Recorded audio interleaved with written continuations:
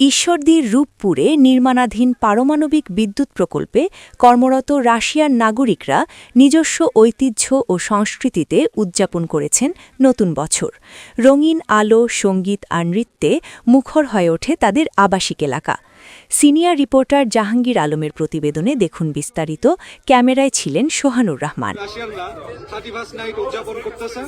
রূপপুর পারমাণবিক বিদ্যুৎ প্রকল্প এলাকায় বছরের শেষ দিনে ব্যতিক্রমী এক উৎসবের আমেজ দেখা যায়। কর্মরত রাশিয়ান নাগরিকরা পরিবার ও সহকর্মীদের সঙ্গে মিলিত হয়ে আনন্দঘন পরিবেশে উদযাপন করেন নতুন বছর।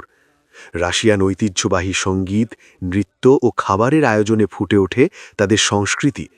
আবাসিক এলাকা জুড়ে সাজানো হয় আলোকসজ্জা, বসানো হয় নতুন বছরের উদযাপনের অংশ হিসেবে আয়োজন করা হয় সাংস্কৃতিক অনুষ্ঠান ও শিশুদের জন্য বিশেষ বিনোদন কার্যক্রম।